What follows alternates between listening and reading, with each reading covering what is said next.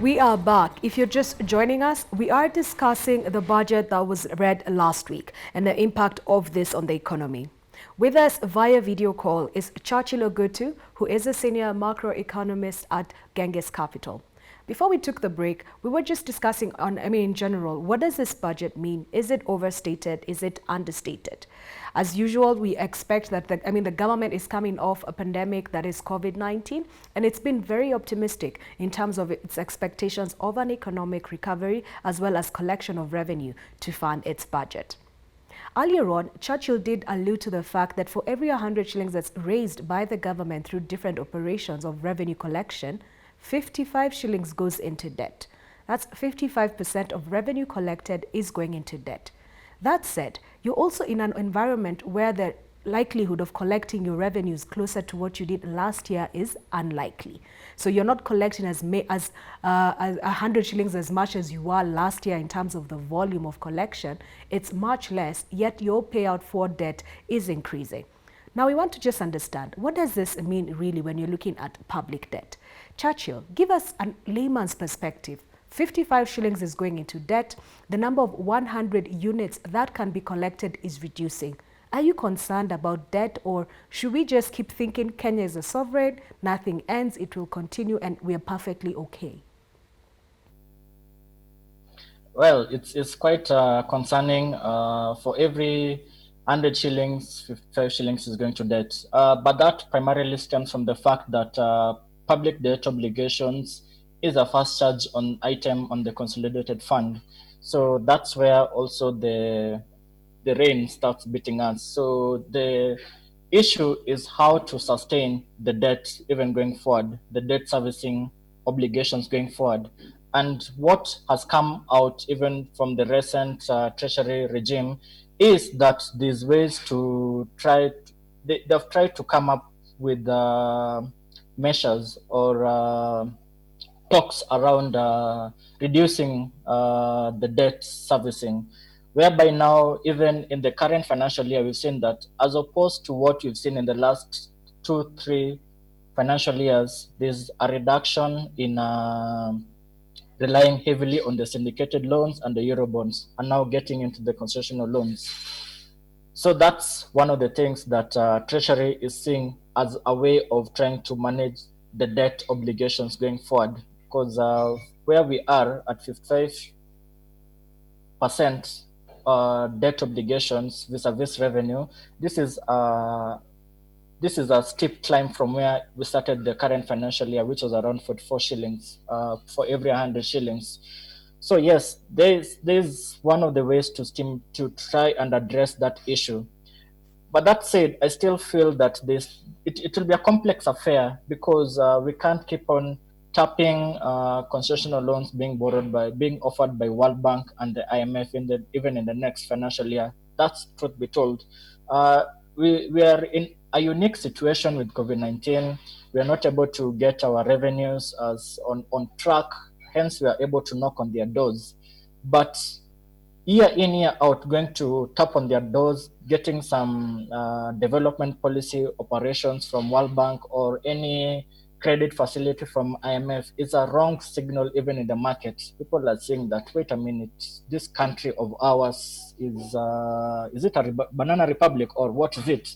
So that's sending a wrong signal, and I don't think that it's sustainable in my view. Other thing, in as much as focus is on the semi-concessional or concessional loans, which ordinarily comes from the official development partners, some of the foreign countries. With the COVID-19 fallout, I think that most of the countries are having an inward-looking view. Hence, we might encounter some challenges getting the donor fundings towards the projects that have been identified, or whatever item that the bilateral creditor nations give us on a year in, year out basis. So that will be another challenge that we need to be cognizant of.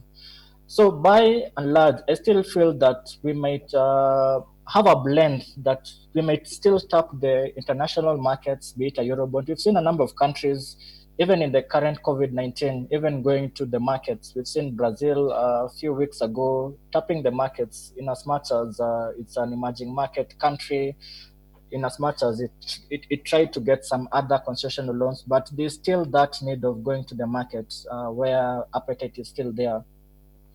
Yeah.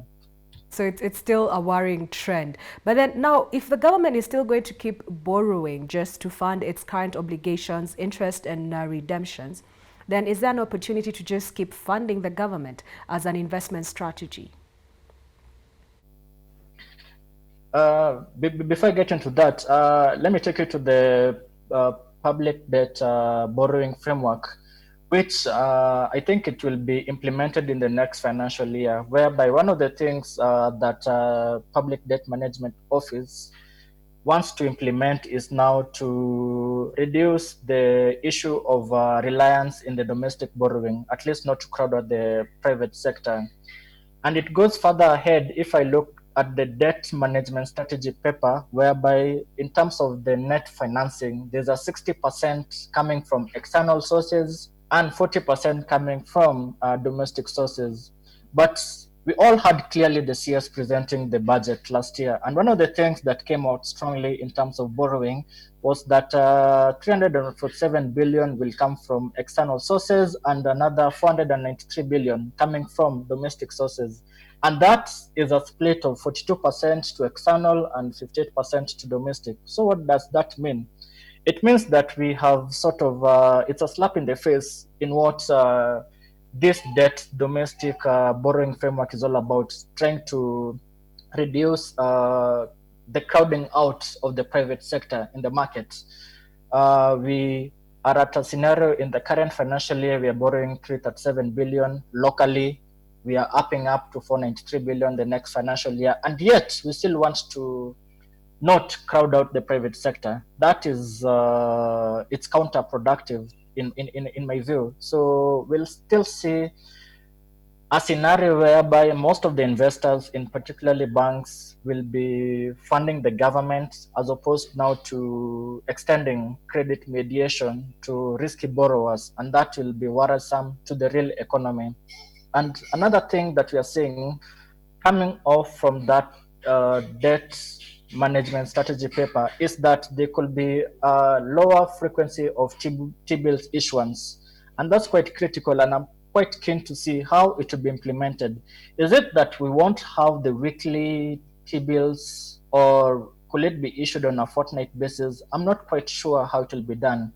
But that said, remember 3 weeks ago, whereby we had that switch of that specific 364-day T-bill issuance, which was now switched into a 6-year infrastructure bond, which perhaps it was a guinea pig in my view. So will we see a reduction in T-bills or non-issuance of T-bills? And that also came out in one of the budget documents, that in the next financial year, as opposed to the 70-30 splits in T-bonds and T-bills, as has been the case recently, the net domestic borrowing will fully come from T-bonds. So that is something that will be quite keen to see how it will look at. And just to wrap it all, this issue about long-term issuance, longer tenor bonds being issued by the by Treasury via CBK. And what comes, of course, because of the uncertainty, investors want to reduce their duration. So it's a bit counterproductive, because if you just keep on throwing long-term paper bonds to the market, the appetite is not even there in the first place because of the uncertainty. So it's a bit counter in my view. A bit of uncertainty in terms of the outlook and the maturity of some of the investments in fixed income. How does this pan out for you when you're looking at equities? Are you going long on equities, or are you opportunistic and selling when you get to highs? When I look at the equity segment space, we are more inclined towards the income-oriented stocks. That said, we've seen that there's been this call by some of the counters. We saw equity withdrawing its dividend recommendation, NCBA having a switch from dividend into a bonus share. So But in this current moment, most of the investors, apart from the capital gains, which at the moment is quite eroded, most of the investors are looking at now those dividend paying stocks in sort to be more defensive in their portfolios. I think that Top picks. Apologies to interject. Our time is almost up, but maybe you can leave us with some top picks, because at least now we have a sense of fixed income as well as equities. What are you telling investors to do? Do they buy now? Do they hold cash? Are there some counters that are providing opportunities? on the equity side, Safaricom and Equity and KCB, sorry. On the fixed income, we are more biased towards the short end of the yield curve. Thank you so much, Churchill. You know, it's always a pleasure to have you, and we always need a lot more time just to discuss. But thank you for sharing your thoughts. I think this is what we have discussed today. We're looking at a budget that's coming off of COVID-19 pandemic. We have a government that's very optimistic in terms of the outlook of the economy, and it's expected. I mean, they can't be negative in as far as the economy is concerned, because then all of us lose our quote-unquote hope. But we're in a space where a lot of money is going into debt. There's the likelihood of additional taxes, and clearly this budget has told us if you keep consuming, you will keep being taxed. When it comes to investments, Churchill is telling us there are a couple of frameworks that are looking to review the debt situation in Kenya. He tells us maybe in a year or so there could be a change in the issuance of T-bills. So that's something that we need to look out for.